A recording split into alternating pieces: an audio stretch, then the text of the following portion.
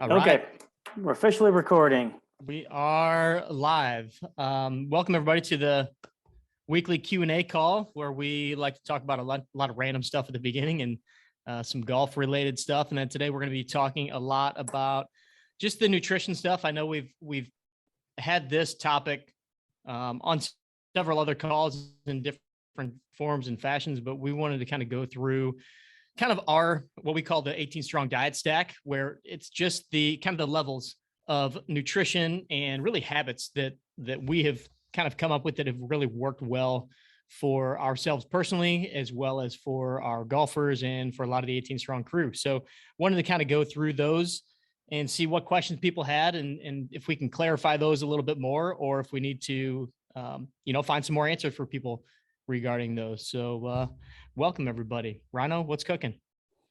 Yeah, it's I've been in nutrition mode all week for sure. After so I know you've kind of wrote about this a little bit. So since I'm 46 years old. It's how like a lot of AA meetings start, I think. But for the first time last Friday, I was sub 170 pounds. So Yeah, congrats, dude. That's yeah, awesome. thank you. It's been a long time coming. And so I'm interested to see. So I just weigh myself every Friday morning. Now, last weekend we had Friday night. You and I went to a bourbon tasting happy hour with all the boy cousins and some uncles and such. Mhm. So that's typically not on the Not on the menu weekend for radar. a Yeah. weekend radar. Then Saturday we had Easter egg hunt in our front yard, a bunch of people all over, and then Sunday was actually Easter. So we'll see how well I did this week. If I just stayed at like 168, I think I'd be pretty happy about it. But Yeah. I imagine I may have fluctuated like up a pound or so. But I still think sub 170 because I didn't lose my mind at all. Yeah, we still need to get you over to the gym to do the in-body scale so we can get the not just the weight, but the skeletal muscle mass, body fat, all that Yeah. stuff. See where you are there. Yeah, but that's awesome, man. I mean, I know. So for those of you that don't know, Ryan has, and I say this because Ryan and I talk about this all the time. He's been very open with this, but he's struggled with his weight for many years. Back in the day, Ryan and I were both chubby little idiots here in St. Louis when we were kids. And now looking back on it, I realized that most of it was the fact that we lived on processed food and stuff like that. We did not, Yeah. our family did not prioritize health and nutrition, and not many people did back in those days. I mean, or at least not the. I remember going to friends' houses where their mom might have been like the mom that was into nutrition and health, and that was kind of like the hippie family, right? Like they had all the granola and vegetables, and it was like you never wanted to go to Right. their house around lunchtime because there was never anything good to eat. Coming to my house, we got Doritos and hot dogs and all that good stuff. Ding dong. Every hostess snack imaginable. Ding dongs and Twinkies and something. Nothing I would put in my face right now. Exactly.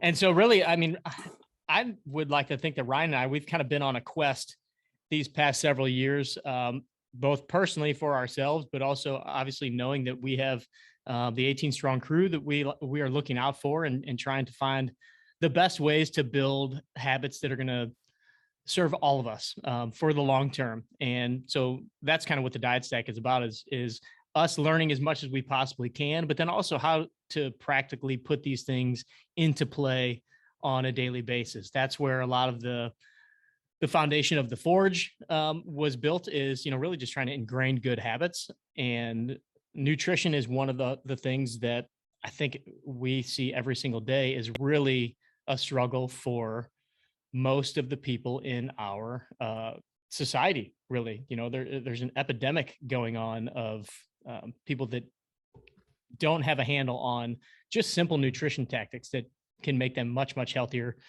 help them perform better, help them live longer, help them live with less pain, help them live with more energy. And so really that's kind of the idea. And so I know that Ryan has been working really hard, not just in his workouts, which he's been doing that too, but to finally get past this 170 mark, that was a huge benchmark for you. So that's just awesome, man. Yeah, it took a minute because it's so weird when you do. We've spewed out the stat 100 times that, the average person tries and fails 126 different diets, because we're all trying to, if you have 10 pounds to lose, we want to lose it as soon as possible. So what I found for me was I would get on that thing, whatever the diet was, zero carbs, not zero carbs, under 25 carbs, like a crazy number. And you can do that for a couple days, but then it's like your cravings take over, and then all that work you did, you undo it right away just because you're starving. Yeah. So what really changed for me, years ago was, it's a marathon, not a sprint. Just do the right things, 80 to 90% of the time, and it happens. A half a pound a week after is a lot. Mhm. If you can do it, so I've kind of, dialed it in even more the last couple months, which is why it's dropped down, where, I'm about almost like clockwork, about a pound a week is where I'm going, other than Easter weekend. Yeah. But what are you gonna do? That's fine. In the big scheme of things, I'm not gonna sit at all bad because I might not lose my pound this week. That's the dumbest thing of all time. It's supposed to be fun. Yeah, I mean, that's the thing that is a struggle, is we want things so quickly. We want it to happen so quickly that we lose sight of the fact that it's going to take time, but it doesn't have to be as hard as we try to make it. It's when we try to get it so quickly that it has to be really, really hard to try to do that. And then when you make it that hard, and that could be with really hard, intense workouts, that could be going super strict on your diet. Like you were talking about, going super low carb or whatever it is.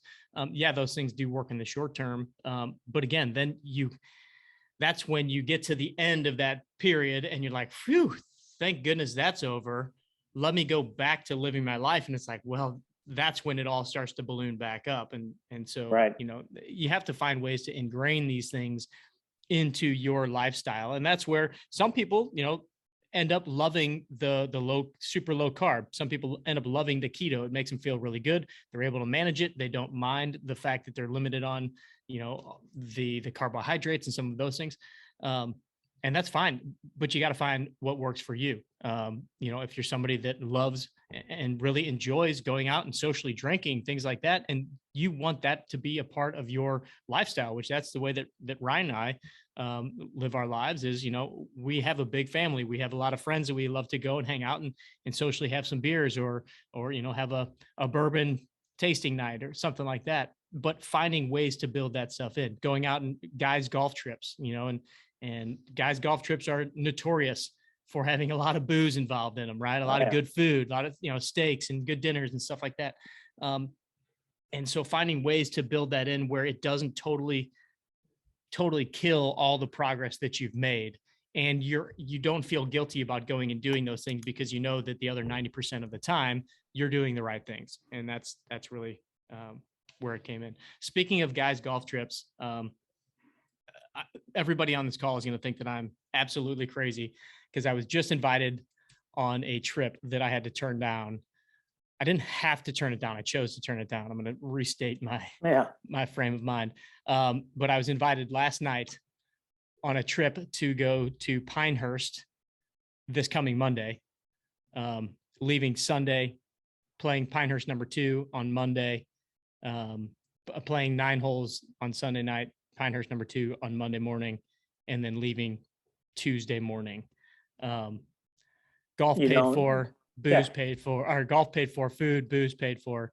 But just timing wise, I've got a lot of different things going on this weekend with kids sports. I'm supposed to be doing this continuing education course, got all these different things.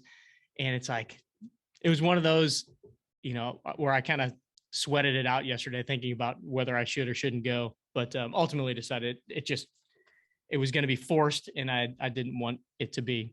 So another opportunity will come, but tell me I'm not crazy for passing that up. I don't know if I can tell you that thing. That's what, you don't like North Carolina? I love North Carolina. I love golf, and obviously that's a pretty awesome trip. But yeah, just wasn't in the cards. Was too quick out of too quick of a turnaround to change everything that I have planned. So anyway, yeah.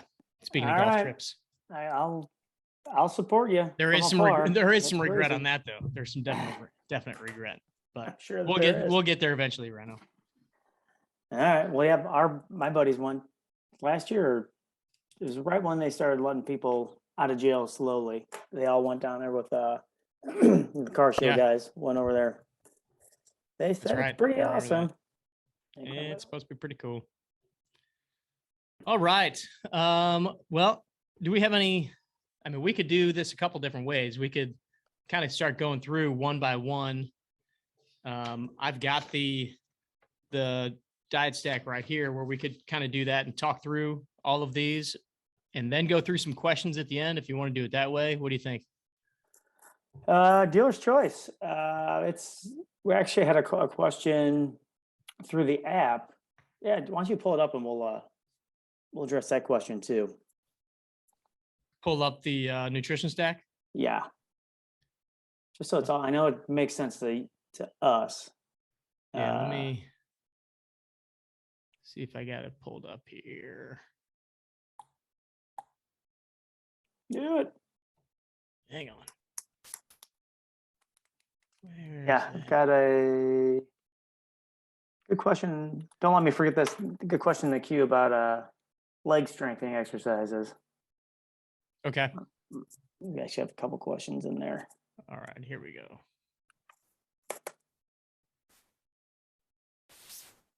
Share screen.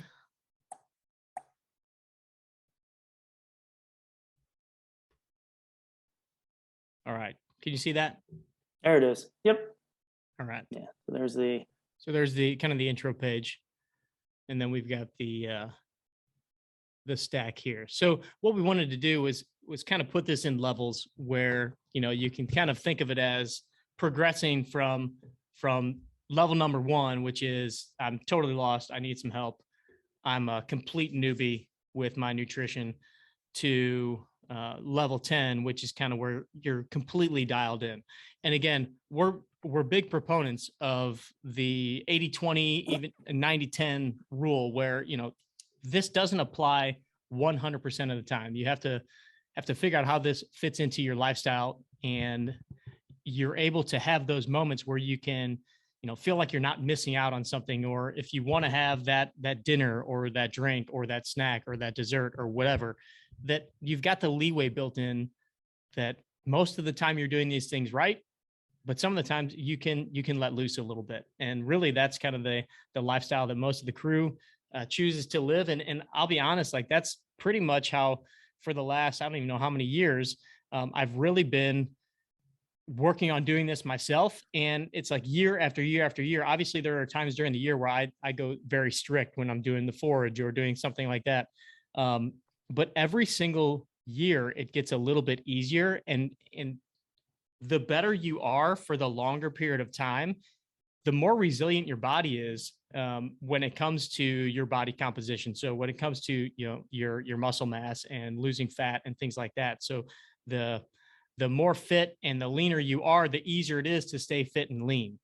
And then I think towards the end, we should also talk a little bit about, there's a difference in the way that you need to eat for several different purposes. If you're looking to simply eat for performance, that's going to be different than simply eating to lose as much body fat as possible. Or if you're simply looking to eat for better health, that's going to look different than trying to get as lean as possible. There's different ways to dial that in based on your goals. So level 1 here is like we said, first, you're at the very base. You've got no background, you need help, you're kind of lost. You're like, I need you to tell me what to do. And so where we first start, our level 2 is just what we've been doing in the forge and what we've been preaching forever, is just start by getting your water in the morning. That little thing is going to help, first of all, just kind of start to build the habit of, I'm doing something to better myself. I'm doing something to make myself a little bit healthier. We say 24 ounces of lemon water, first thing to hit your lips in the morning. If you don't have a lemon, that's fine. Just do 24 ounces of water.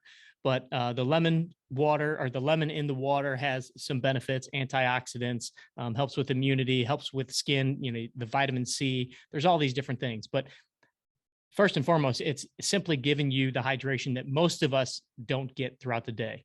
We like to say that, half of your body weight. So if you're a 200-pound person, we'd like you to get 100 ounces of water in during the day or throughout a 24-hour period in order to stay hydrated. That's just kind of a rough estimate. If you're starting the day with 24 ounces of water, that's going to give you a big head start to get to that 100 ounces or whatever your half of body weight would be. So morning lemon water, start there. And we're big fans of even tracking, how many days in a row did you do the lemon water? And just make that your one habit that you do maybe for 7 days. You're going to find that as you do some of these things consistently, it's going to lead to you doing more of the better options more consistently, because you start to see yourself as being the person that's getting healthier. And, now what can I do to get a little bit more healthy? And that's where that's why we call this a stack. You start to stack these things one on top of the other, and you get a little bit better every single time. We talk about that all the time, getting 1% better every single day. So by building these habits, you're going to slowly build into the person that all of a sudden is at level 10 and you're like, holy crap, look at where I am now compared to where I was 3 months ago, 6 months ago. And a lot of this starts with just starting that morning lemon water. The second, for sure. I So, mean, yeah, let me back up for a second. So the question that was asked is, so when you go through the intro, we basically say, hey, take this at your own pace, where if it takes you, morning lemon water is not that difficult. For that habit to build, if it takes you, 2 weeks or whatever, you go at your own pace.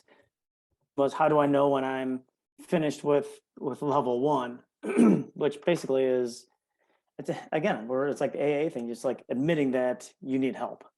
So I think that's the answer to that question is just by, oh man, I cannot remember the gentleman's name who sent that message to me, but just by virtue of you asking this question, you're ready to take the next thing. And what I'm noticing here is I shrunk the Zoom call a little bit. This, if you look at it just like in one, snapshot, this is almost like what not every fad diet does, but they tell you to do this, where it's, okay, guys, here's what we're going to do. Go do it. And then you keep, look at all the things you have to do here. It's impossible to completely change your lifestyle like this overnight. And that's just illustrates perfectly how, diets don't ever work. Because again, this, if I had to guess how long it took me to get through all these, between now, it'd have to be years, but now knowing this, it would definitely be months to get through all this stuff. And if I had a nickel for every time I tried to scroll on your screen, I would be rich. Here, let me scroll for you. There you go. All right. For everybody on the call, was Ryan freezing up there a little bit on you guys, or was it just on my end? Yeah, it did say that my internet was unstable. Okay. But yeah, so I guess the point is, guys, don't try to do this all tomorrow. It looks real neat. Let me let this guy in. And you would see results really, really quickly, but 2 weeks down the road, you're going to be right back to where you started. So, and you're going to be frustrated, and you're going to say, "Oh, this is like everything else; it just doesn't work." And that's, again, this is like the least sexy way to sell a diet. Right. And again, this is just a free PDF, but this is really what works. There are a lot of complicated questions out there, but a lot of times the answer is simple. So yeah, that was the question that we had about that. And then as far as the water goes, part of the reason why water is so important is, you tell me, is that it flushes out all the bad stuff too. Lose weight. It's gotta go somewhere. Exactly. Our body has a lot of things going on inside. There's a lot of toxins that are built up and need to be flushed out through the lymphatic system.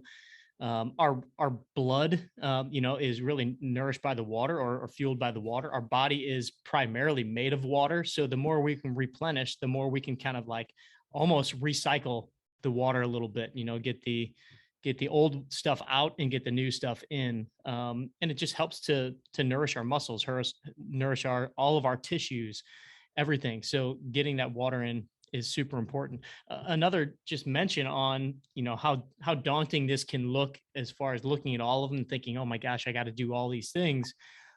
When you're starting out, there is no harm in, trying all of these things, but I would say don't hold yourself accountable to all of these things yet. So maybe knowing this from a bigger picture and saying like, okay, these are all the things that I'm kind of striving to do. But if I am checking off a list like we do in the Forge, you're literally checking off what you did that week, I would say start off by just checking morning lemon water for 7 days. You can try to do the other things, but celebrate the fact that you did the lemon water. Don't beat yourself up for not doing the other 8 things on the list for, the first 7 days or the first month or whatever. And that timeline is going to be completely up to you. What's right for you, what works for your life, and how quick or how slowly you might want to build into these things. But first, just, really treat this as kind of going from one level to the next level, not trying to do them all at the same time. So you can try to do a lot of them, but just hold yourself accountable to one at a time, and then kind of gradually step up from there. And once you have the lemon water knocked out and you're like, yeah, I'm good with that, I can do that every single day, that's a habit, then maybe move on to the next one, which is less liquid calories. Now, these two really kind of fall in line with each other. So, you could even kind of start with these two if you wanted, but again, baby steps, right? So number 3 on our list here is less liquid calories. So basically getting rid of all the sugary stuff. And when we had Tony on the call last week, Tony Soib, and we asked him, what's the one place where you would start people, or one place where people really go wrong? And he said, all the sugary drinks, so soda, fruit juices. I can't tell you how many of my clients have come in and said, yeah, they drink orange juice every morning, or, they drink soda, or, some of these energy drinks or whatever. All of these things are just laden with sugar. And so getting rid of those, that's all just empty calories that you're getting throughout the day. So trying to stick with something just like, well, first of all, water. I'm a big fan of the, the sparkling waters like the LaCroix and what are some of the other ones, just because it gives you a little bit of a different feel and flavor than plain water. So if you get bored with plain water, that's a good option. But then green tea, coffee, all good options. Obviously, coffee has caffeine. So you need to be aware of when you're having it and what you can tolerate there. I drink a ton of coffee, but calorically, it's, there's basically hardly any calories in those. And there's no sugar, which we know is a big issue for most of society, getting too much sugar in our diets. So that's number 3. Those first 2, drinking the morning lemon water and cutting down on liquid calories. Ryan, we saw this with our buddy Bill. I mean, you said that Bill will he'll give up soda for a month or 2, and immediately he sees his body change. I was thinking that we should call 3 the Bill Fitzgerald rule. So he's I'll drop his name. So he's a Bill in the morning, stop at QT, get a big soda, and then he will later in the afternoon, later in the afternoon, he will do the same thing. Did I cut out again there?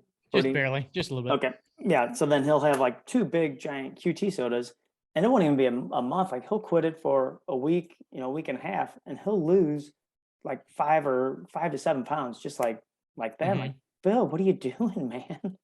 Like it's so simple. Now, he also smokes and doesn't eat that great, but it illustrates the fact, like, dude, you are just full of, wasted calories. But yeah, it's amazing how easy it is just to pick up if you're not really paying attention, how easy it is to pick up a Gatorade, anything cold out of the ice box and just go at it. It's such a waste. Yeah. We've, I know one of the biggest struggles around our house is the Gatorade thing. And we've been pretty dogmatic on it from the beginning. So my kids kind of know that, when we're at a family party or we're at some event or something like that, some kids will just have free reign on the Gatorade or Capri Suns or juice pouches or stuff like that. And our kids know that, like most likely we're going to tell them they can't have it, or depending on what's going on, if there's a bunch of sweets and treats and stuff like that they're going to have, we're like, no, we don't want you having a Gatorade sugar bomb and, cookies and cupcakes and all this stuff. Right. But really those are, they've been sold as sports drinks and health drinks, but really they're not very good, and they're laden with a bunch of stuff as well as preservatives and things like that. So sugary drinks, that's one of the things that we start out really cutting out.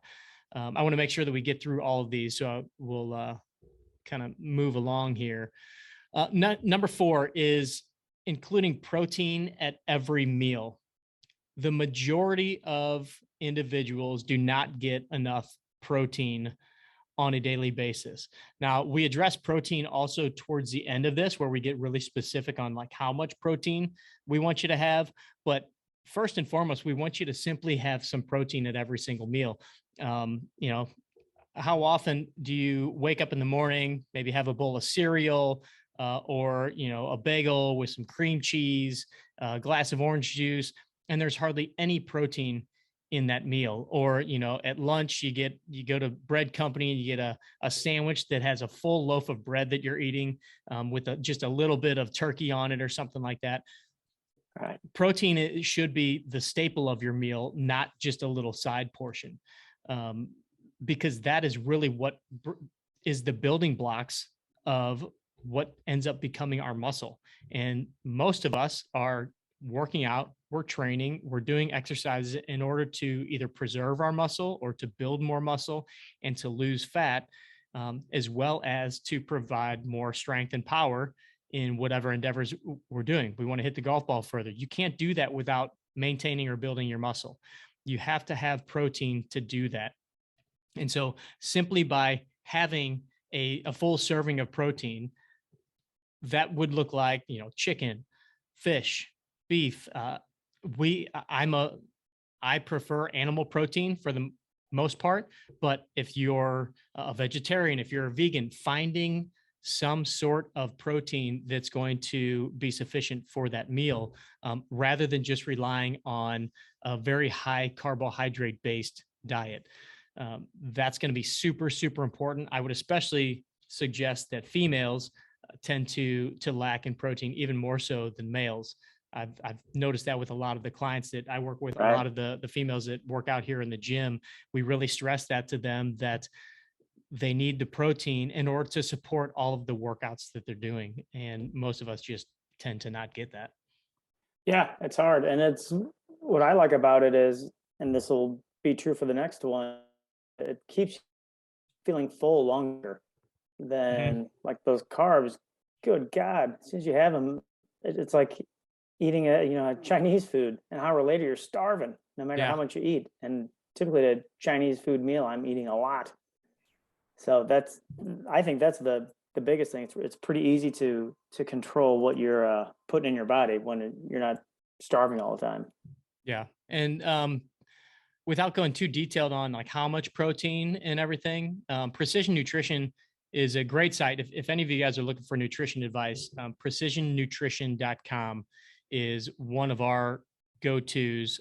They've even got a couple of free PDFs that go through a lot of great information. And they basically research all of the different diets, all of the different ways of eating food. And they pretty much come up with objective science behind all of their information. But they suggest, just having, if you're not going to sit there and weigh out all of your meals, right? So they suggest basically a palm worth of protein. So if you have chicken, if you have beef, if you have whatever, basically the size of your palm is about the size of protein that you should have at your meal. And that's just a good, simple, quick, easy way for you to make sure that you're getting enough. We'll address kind of how many meals to have and everything in just a second here. Level number 5 is eating veggies at every single meal. I can't tell you how many times I've had somebody tell me that, I just don't I just don't like veggies. And my answer is Right. basically grow the fuck up, like, like you got, that is something that you should eat. This kind of goes back to Tony's rule last week. If a fifth grader could tell you that that's a healthy option, you should know that that should be in or out of your diet. And so finding some sort of veggies that you like. I mean, if you like carrots and that's all you like, then load up your plate with carrots, broccoli, cauliflower, bell peppers. I've got my bell pepper for lunch here. All of these different things. When you look at your plate, if I had a plate in front of me, your plate ideally should be covered about 50%, even up to 75% with vegetables. That would be an ideal plate for us. Right. And then have your palm size of protein, and then depending on what you're doing workout wise, maybe some carbs or something like that. But you should have veggies at every single meal. My kids don't know that most people don't eat vegetables for breakfast. They're oblivious to the fact that they just know they can't leave the house without having either sliced cucumbers or some broccoli left over from last night, or cauliflower or carrots or something like that. So if my 8, 11, and 14-year-old can eat vegetables for breakfast and can eat vegetables at every single meal, then if you're an adult, you should be able to find some vegetables that work for you. Any thoughts there, Rhino? Yeah, I think it is kind of just being a big baby. Like, again, Bill's whole thing with his soda, he's like, I just don't like to drink water. I'm like, just drink water. What is your problem? Right. It's especially like the amount of, like, there's one water, but vegetable, you can find something that you like. Where do you think sweet potatoes fit in all that? Sweet potatoes are going to be more along we'll address these in a couple levels here, more along the lines of the starchy carbs. I hesitate to tell anybody not to eat fruits or vegetables. Anything that's not processed, that is grown from the earth, I'm pretty much okay with. Now, it all, again, depends on your goals, but I would put the sweet potatoes a little bit more in the starchy carb category. So if somebody's looking to really trim down, typically staying away from some of those carbs is going to help, and it's going to speed up that process. So I would lay a little bit lower, but look, if it's the option of eating a sweet potato or no vegetables, throw the sweet potato on your plate all day long is the way I look at it. I'd much rather you get something out of that than, load up your plate with something else that's super unhealthy, some sort of mac and cheese or whatever. So I would say that, the sweet potatoes it depends on the situation. You gotta weigh the pros and the cons there. It's not obvious vegetable. Right. All right. Number 6 is So Long Snacks. Hello 2-3 meals a day. I'm not opposed to eating multiple, more than 2 or 3 meals a day. We talked about this again with Tony, especially when somebody is really trying to increase their protein intake. They're trying to eat more calories than they're used to. If they're, trying to gain muscle mass and they're already fairly a lean individual, that's, sometimes people can't handle a whole lot of protein in one meal. So breaking it up into, 4 to 6 meals in a day, that's fine. What we say here is 2 to 3 meals a day. The main point here is getting rid of all the snacking in between. We've kind of been taught this idea that we need to keep our metabolism running by eating throughout the day. And I'm not sure where that started. I think that kind of started in the bodybuilding community years and years ago, but it's just not true. And what I found is that when you allow yourself to snack, personally, when I allow myself to snack, I tend to overdo it on the snacks. And we start to think like, oh, I'm just going to grab a handful of nuts. That's a quote unquote healthy snack. Well, then you end up eating 800 calories worth of nuts because every 2 hours you're grabbing a monster handful of almonds or walnuts or whatever, and you're throwing a bunch of calories of fat into your body. And now all of a sudden your caloric intake is way higher than it should be. And now you're going to gain weight because your snacking, your healthy snacks have just put you way over your limit. So I find that by creating some of these stricter or more definitive lines of when you're eating and when you're not eating is helpful for people to keep track of what they're really putting in their mouth. If we end up grazing all day long, it just opens us up for just grabbing too much throughout the day. Right. When you have structured meals, 2 to 3 meals especially, and many of us in this community, we tend to do some of the intermittent fasting. And so, maybe you're not eating until noon, and then you're shutting down your eating at 8 o'clock. If you can't get by with 2 to 3 meals, that's a bit of a problem. When you sit down and have structured meals, then you can also say, all right, now my meal should consist of protein, vegetables, and maybe some little side carb or something like that. But you've got it kind of figured out. It's not, most of this comes down to preparation.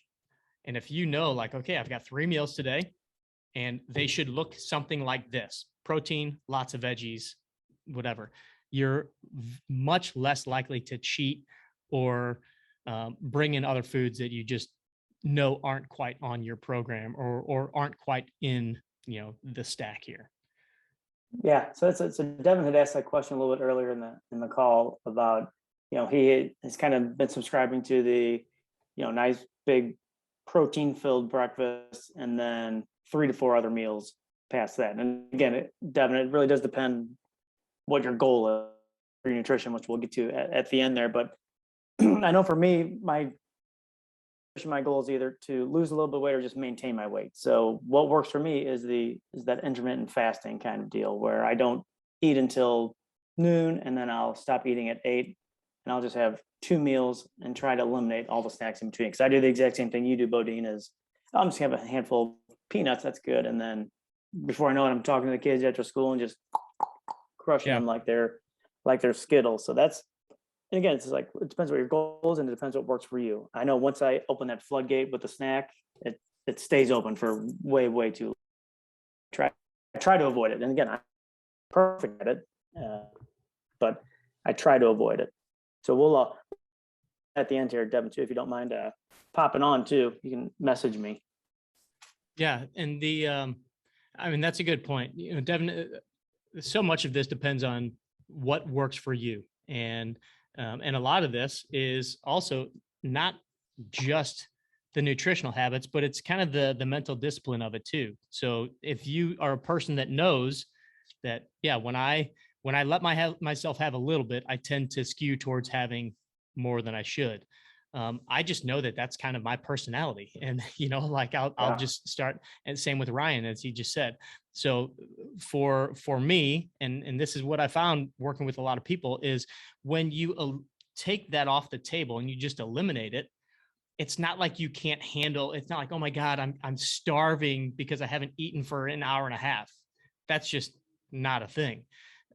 That's just our brain telling us that habitually we need to grab something and eat. Or it tells me that whatever you ate the last time wasn't a great meal because it didn't suffice you and satiate you for even the 2 hours that you had to wait for your next meal, or 3 hours or 4 hours or whatever. That's one thing that intermittent fasting has been great for me is being able to mentally tell myself, I don't need to eat for 16 hours at least.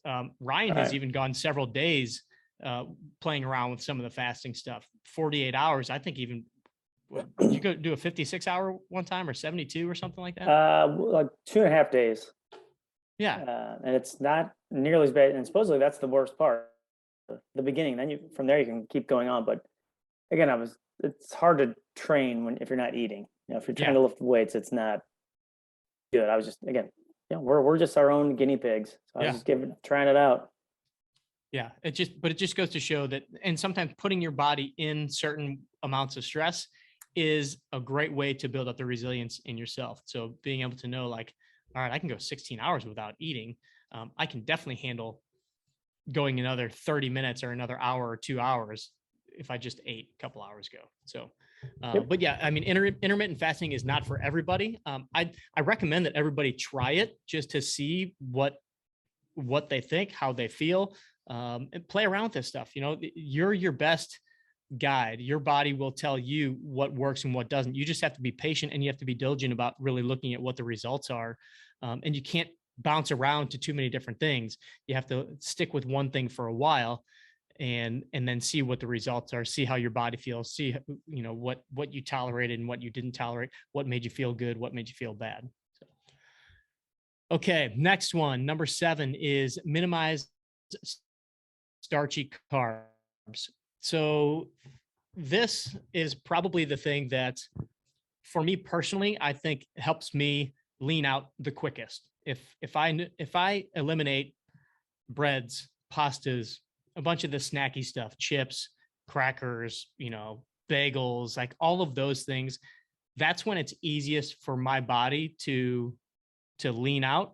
And I would say that for the majority of people, that's probably where you're going to see a huge difference if you're looking to lean out, to lose weight, to lose good weight, because our diets are typically laden with these things, and has really become a problem with how much is in our diet. I'm not saying you have to eliminate all carbs, and I'm not saying that carbs are bad. We talked a little bit earlier about the sweet potatoes. I typically I have no problem eating sweet potatoes on a regular basis. White potatoes, I tend to steer away from a little bit, but again, when we're looking at the carbs, one good rule of thumb that you can kind of live by is, if you did your workout that day, we like to say you have to earn your carbs. So if you did your workout that day, you're most likely, you know, breaking down your glycogen stores. And so then you've earned the right to fill those stores up again. So then having some sort of carbs, that could be pasta, that could be rice, that could be potatoes, you know, even on occasion, some other kind of sweets or snacks or things like that. But the idea is to earn them, because our diets are definitely overloaded with them for the most part. Large majority of the American diet, Western diet, is loaded up with the starchy carbs, and we end up storing that as, you know, turns into sugar, and we end up storing it as fat if we have too much of that. But if you do your workouts, that's a good rule of thumb to live by, that you've earned it so you can have it. But here's the key: you didn't earn a plate of pasta the size of your head, right? You've earned a side portion of, you know, whatever it is. So it could be a little side of pasta or something like that. Could be, you know, a little bread at dinner, or I tend to stay away from bread for the most part, especially the white, you know, dyed enriched flour, those kind of things. Right. Just again, because it's highly processed. Anything that's highly processed, we try to stay away from. But yeah, the starchy carbs has been kind of, I think, probably a game changer for both you and I, Rhino. Yeah, for sure. It's and so the next one I've really gotten into, but like the thing that you don't realize until you get into it is you don't miss all that crap. It seems, I think part of the problem is, like, when you start a fad diet, it's, you know, you can't do this, can't do this, can't do this. But where these are just kind of guidelines, just do these things 90% of the time. If you told me I could never have a piece of pizza for the rest of my life, the first thing I would want is a piece of pizza, you Right. know? So like, I haven't had so I actually had a piece of pizza on Easter. Before that, I hadn't had a piece since February, and I did not miss it at all. And the piece I had, I'm like, okay, great. Mm-hmm. But it's, you don't miss the stuff, and the fruit tastes better. I don't know if all that garbage just dulls your taste buds or what, but it really makes everything taste way better also. So it's, again, it's not, you know, depriving yourself of every single thing. Like, just, again, maybe, you know, pick a week. Okay, this Friday I'm gonna have a couple pieces of pizza. That's fine. You know, don't Yeah. make yourself miserable. But again, this is supposed to be fun. God damn it, fun. Yeah. Yeah. You know, eating that stuff, especially the sweets, or, you know, like any kind of pastries or whatever, like, it desensitizes you to the natural sweetness of other things. It's no different really, except it's a different sense. You know, we've all been around a lady who has way too, or a guy who has way too much perfume or cologne on, right? And that person, they're so used to being around that smell that they don't smell that they are just pungent. But when Right. if you're not used to wearing cologne, being around cologne or perfume, and that person walks by you, it's kind of like, whoa. I mean, same thing happens with the sugar in our foods. If you're a person that's constantly eating a lot of sweets and snacks, and you have donuts and ice cream and all these different things where you've got sugar coming in all the time, then when you eat a piece of fruit, that tastes bland to you. Right. But if you're a person that doesn't eat all of that stuff, it's like the story that you had, Ryan, where you hadn't eaten any kind of sweets or carbs in a long time. And all of a sudden you're eating strawberries and you're like, who put sugar on these strawberries? It's like, no, that's what they really taste like. They really are sweet. Yeah. And They're delicious. we start to lose that sensitivity, in our bodies, in our taste, in our smells, and all of those things. So minimizing those starchy carbs is really going to be, I mean, I can't, there's such a long list of things that will improve by you cutting those kind of things out as a majority of your diet, from, the way your heart works, the way your body performs, the energy that you have, all of these, all of those. Number 8 is adios processed foods. Really just kind of in the same line here, guys, is getting away from all of the things in boxes, all the things in bags, kind of circling the outside portion of the grocery store. We've all heard that, but getting back to the way that our grandparents used to eat, straight from the ground, fruits, vegetables, real meat, all of the things that we grew up, well, not that you and I grew up having, but No. but that our grandparents used to eat, like real produce, getting real nutrients from all of our foods. There's so many preservatives in even things that you think would be healthy, like even some of the frozen things, or you look at any of the labels on the boxes, the bags of all these different foods.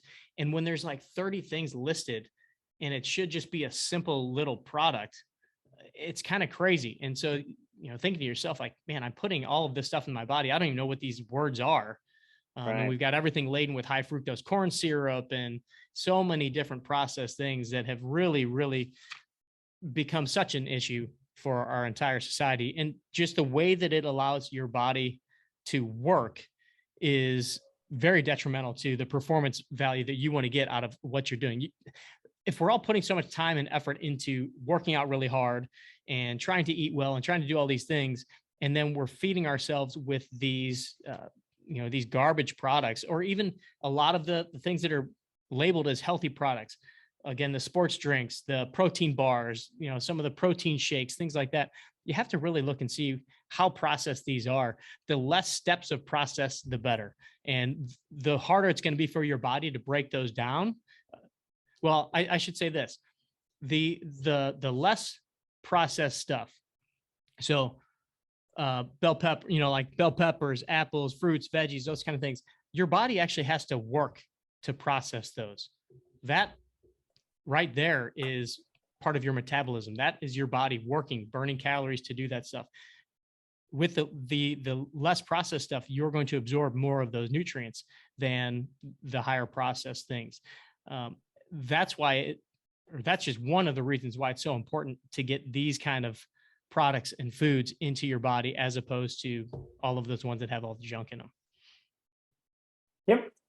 Yeah, that was just one of my big things going through this, is I completely eliminated processed foods. Huge difference. Mm-hmm. It's, again, more just, right, we start to add all these things up, just like, here's a few calories, here's a few, and then they add up to, okay, that's a lot. So Yeah. let's eliminate all of that stuff. All right, so we got 10 minutes. Let's breeze through here. We've got a couple questions. All right, real quick, I'm gonna call our buddy John Shepard out. I know he's deer in headlights here, but with the processed food stuff. So I got a text from John this past weekend. John just did a pretty awesome trail run, 25K, right, Johnny? And let me get him to unmute here. And he had a bit of an aha with the stuff that he eats on his race. Yeah. So it was going to be a long event. So 25K is about 15 point something miles. And there was a 50K option too. Um, but so when you go to these events, you are um, bombarded with a smorgasbord of stuff at the aid stations. It's not like a typical race where they just hand you water or Gatorade. We're talking pretzels, chips, gummy bears, anything you can imagine is there. So with me being on the forge and giving up processed foods is one of my big ones. I'm like, oh crap, I'm going to be in trouble with this race. So I was able to make it through the race and survive on boiled potatoes and pickles. I mean, pickles are great anyway because it's good salt and you're losing salt through sweat and all that. It kind of keeps you hydrated a little bit easier. And potatoes aren't bad either, and they go really well with salty stuff. So it wasn't terrible, but it was a bit of a conundrum because I couldn't eat peanut butter and jelly because of the white bread it was on. Um, so yeah, it was tricky. So Sounds delicious. one of the things that I thought was awesome in John's text was he said he realized that, and this is about the forge. He said, I realized that the forge is really just a problem solving thing, like just trying to figure out ways around what I would normally do and finding a better way to do it. And I really was caught off guard when he sent back the fact that he ate boiled potatoes and pickles as his option. But, like he said to me, he's like, well, beef jerky is kind of hard to chew when you're running. That could have been an option, but that's a little difficult. So to get something that he could ingest but stuck with, more natural, unprocessed foods. And I thought that was awesome. And the fact that he was able to do the race, finish the race, was just so cool. But it just goes to show you that at a race like that, which you would think is a very healthy environment, what they're laying out on the table, and I've seen this at golf tournaments too, what they're laying out on the table is a bunch of garbage. And it's there to give you a quick burst in sugar, which totally understand that. But for me, I think that there are better ways or better things that you could provide than gummy bears and Right. candy and things like that. So it just goes to show you that you have to be on alert at all times. And really all of this is just a problem solving issue, is figuring out and taking a little extra time to look ahead, figure out what your situation is, what your scenario is going to be for the week, for the day, for the month, whatever it is, and figure out how you're going to get around what challenges might be ahead in that situation right there. Yeah. It's like math. It teaches you how to problem solve. Yeah, exactly.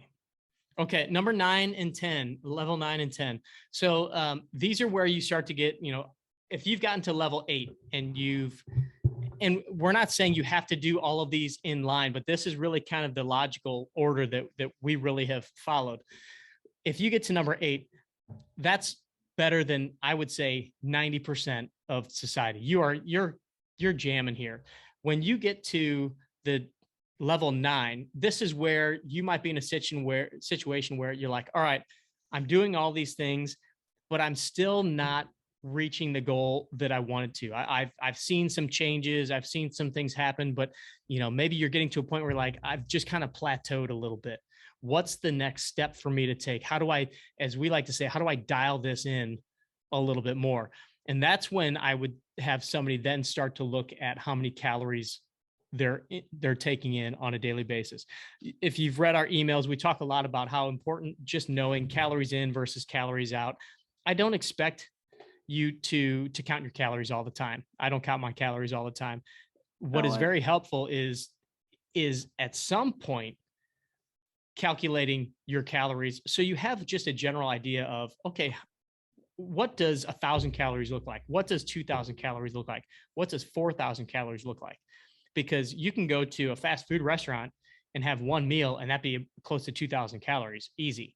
Or you can eat lean protein and vegetables and struggle to get 2,000 calories in on your diet that day because of the different breakdown of the calories. So a rough formula for you is if you're looking to just kind of maintain your weight, you're pretty happy with where you are. Maybe you want to trim a couple of pounds, or you just want to get a little bit leaner or gain a little bit of muscle mass, but you're pretty happy with where you are. Take your body weight in pounds, multiply it by 10 to 14, and that's going to be your number. So, if you're a 100-pound person, you're going to multiply it by 12, you're going to get 1,200 calories. That's about where you should be, 1,200 to 14 calories. Stick right in that range. Obviously, adjust it if you're heavier or lower than that. If you're looking to really trim down, a problem that sometimes is made is not getting enough calories when you're doing this. It's very easy to just say, well, I'm just going to go as low as possible on my caloric intake. And then I have people telling me that they're only eating 800 calories a day. Well, there's a certain level that your body needs to function on a daily basis. And if you don't reach that for days upon days in a row, your body starts to think that you're starving. And so your body starts to then hold on to calories and starts to store things, and then starts to store things as fat. And so if you're not reaching that caloric goal, in fact, I think I even had to tell John this at one time, that he was eating too few calories. Right. And if you're not getting there, you're not allowing your body to function. And so it's going in freak out mode a little bit. And so if you're looking to lean out, stick to 10 to 12 times your body weight. And then if you're looking to gain weight, go to 13 to 16 times your body weight, and then kind of adjust, do that for a week or two. This is exactly what I did when I was on the Forge, and I was working with Tony, and he was really helping me dial those things in. I started at, 12 times my body weight. And then I would, if I was looking to lean out a little bit, we'd go to 11 times or 10 times, and we would just play around with those things, then do it for a week and stick to it. But again, not saying you have to count your calories all the time, but it is helpful to do it on an app like MyFitnessPal or Lose It, or there's plenty of other ones out there that are very helpful just to see. And they're not as hard, it's not as difficult to do as you think. It sounds very daunting to track everything. It literally, they have so many of the products in their database that you can type it in. You can be done in 5 minutes, less than 5 minutes with your entire day, or just do it throughout the day. You can even I could scan this bell pepper if I wanted to, and it would pull up what it is. So daily calorie formula, that's again, level 9, just knowing what your caloric intake is roughly and sticking within that, not going over and not going under. And then number 10 is the macros. We call it holy macros. Now on this sheet, we actually need to make a correction on this sheet, because it says protein is my number 1 priority and caloric awareness is number 2. That really should be flip-flopped. As far as macros, protein is the number 1 priority. So protein over fats, over carbs. You want to make sure that if you're hitting your caloric goal and you're hitting your protein goal, you are pretty freaking dialed in, and you will definitely start to see improvements, and you'll definitely start to get closer to your goals. If you need to, and then we even said, a good place to start is trying to get 33% of your calories from protein, 33% from good carbs, and 33% from good fats. To be honest, as long as you're hitting your protein goal, the distribution of good carbs and fats is not that important. What is important is the caloric intake and the amount of proteins. A rough estimate for you, or a good place for you to even start, is just whatever your body weight is in protein, or whatever your body weight is, try to get 0.8 to 1 gram of protein per your body weight in pounds. So again, if you're a 100-pound person, that means you're going to want to get 80 to 100 grams of protein. But really, those are when you're getting really, really specific, and you're getting to the point where you're counting calories and you're doing macros and things like that. Calories are first, so know how much you're taking in, and then make sure that you're getting your protein numbers and staying really close to that. And you're going to be more dialed in than, I like to throw out made up percentages, but 98% of people on the planet. That's right. 64.5% of all stats are made up. Exactly. I know that that took our full hour, and I know we got a couple questions. I'm willing to stick around and answer a few questions. If anybody needs to leave, feel free to take off, but we can take another couple minutes to answer a few of these. Yeah. So the one that was in the well, the one that was in the queue that we didn't answer just through all the stuff was okay. So what are the best leg strengthening exercises for supporting all of the twisting demands placed on the knee and the golf swing? I understand that overall leg strength will do this. Just wondering if there are some specific exercises that would create more value over others. Thank you. PS, unfortunately, I'm not be on the call today. So say that again. Best leg strengthening exercises. For supporting all the twisting demands placed on the knee during a golf swing. Gotcha. Well, first and foremost, you want to get strong in kind of that linear fashion, to make sure that, you know, the knee is basically a hinge joint. So it's a front and back moving joint. Obviously, there is some there's a lot of torque that's placed on it. So as far as the muscles around the knee, you need to make sure it's efficient in doing its first job, flexing and extending. And so getting really good at, you know, lunges and split squats, and even some weighted squats. You know, I prefer using more dumbbell squats than barbell squats, just because they're easier for people to perform. But as far as the knees are concerned, that's going to be helpful. Then you really need to make sure that you're working on keeping your hips strong, keeping your hips able to move really well, because if your hips aren't moving, then your knee's going to take up some of the stress, or your back's going to take up some of the stress. So some of the exercise that we do in like our move days in our program on the app, programs on the app, like the Golf Body Blueprint and those things, we do a lot of exercises where we're working on just some hip mobility stuff, getting the hips to internally and externally rotate properly.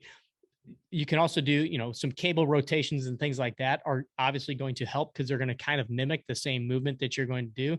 But I like to do some specific hip strengthening drills, even, you know, putting a band around your legs and doing some side to side walks or diagonal walks forward and backwards. Those are going to build up the hip muscles, and that's going to help to preserve the strength and the function of the hips and take less stress off of the knees. Another thing that is often overlooked is how well your feet and ankles move then. You know, are you somebody that can barely turn your feet in and out without your whole leg moving back and forth? Because in our rotation for the backswing and for the follow through, it's not just our hips that are rotating, and it's not just our trunk, it's also torque on the entire lower leg. And if your ankle can handle a little bit of rotation and turning the way that you need to turn for your follow through or even into your backswing without, you know, completely rolling out one way or the other, that's going to provide more strength, stability, and mobility and movement, that's going to eliminate some of the stress on that knee, specifically the forward knee. Gotcha. And then so Shepard, with cost of food going up, what do you recommend is the best bang number one for protein and number two veggies? Oh, that's a good question. I like to buy All these? yeah, I mean, I like to buy chicken breast in bulk. You know, we do a lot of shopping at Aldi, and like tonight I'm going to go home and grill up, I don't even know how many pounds it is, but probably about 10 chicken breasts. So and it's like, I haven't checked the price, but it's like $1.99 a pound, or maybe you know, under $3 a pound or something like that these days. But anything like that, I'm not opposed to chicken thighs, even bone in, skin on. You know, if you want, you can peel the skin off. Those are kind of my go-to.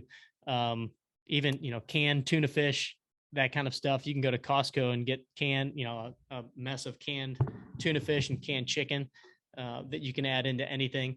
Veggie wise, we do a lot of roasting of vegetables. We do a lot of cabbage. We do a lot of bell peppers. What else? We do tons and tons of spinach, but cabbage is probably a really good one. That's usually fairly cheap, and you can just cut it up and roast it or cook it in many different ways. Zucchini. There's all kinds of options. Obviously, buying in bulk and cooking up a mess of it can help with a price cost and things like that.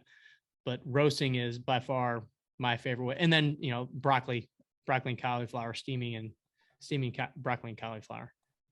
Yeah, we go with a lot of chicken. I hadn't been to the grocery store in a while, and I picked up a package of just ground beef. I put it right back down. I'm like, you got to be freaking kidding me!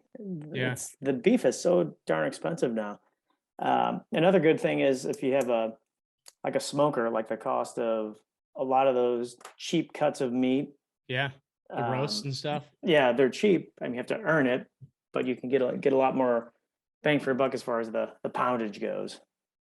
Well, and Ryan and I were fortunate. One of our uncles has a cattle ranch up in northern Missouri. So if you can find kind of a local farmer that you can buy meat in bulk. So, I think I just got a quarter or an eighth of a cow.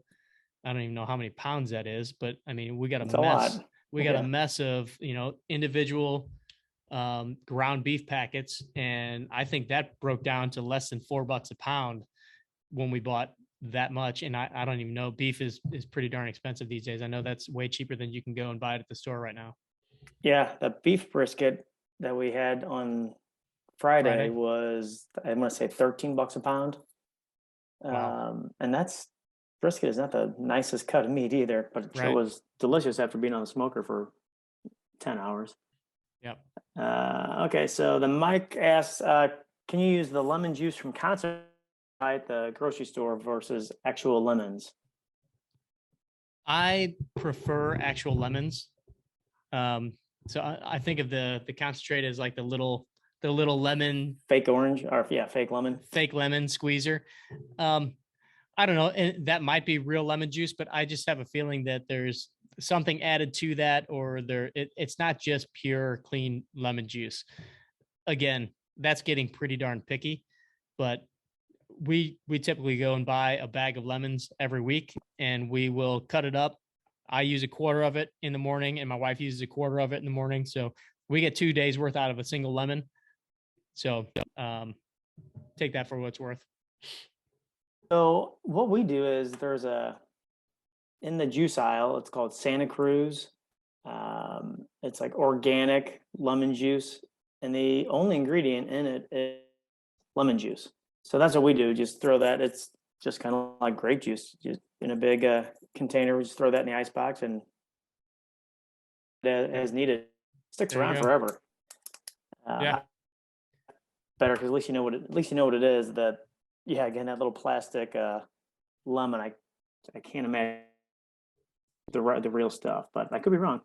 I mean, I just know that when I have done that, it just tasted a little different. So I don't know. It could be just me being super picky, but yeah, I mean, you've probably gotten to know our personalities. We're not like 100% sticklers on this kind of stuff. Figure out what works for you, figure out what you like. And it's more important that you're doing the habit and that you're drinking the water than getting the exact perfect lemon juice. Yeah, sure. Yeah, you can dial that in when you're ready to hit the bodybuilding stage, and you can worry about that little stuff. Right. Cool. So the queue is clear. Jim, absolutely. You're welcome. We'll talk to you next week. But yeah, 310. Any parting words of wisdom? Nope. That's all we got this week. As always, we'll catch up again with you guys next week, and we'll figure out what topic we want to talk about, and be sure to throw your questions our way. It's always helpful to have questions in the queue that you guys really want to know about. We try to talk about different things, but we don't know that we're always answering what you want if you don't throw the questions our way. So thanks again. See you next week, and stay strong. All right.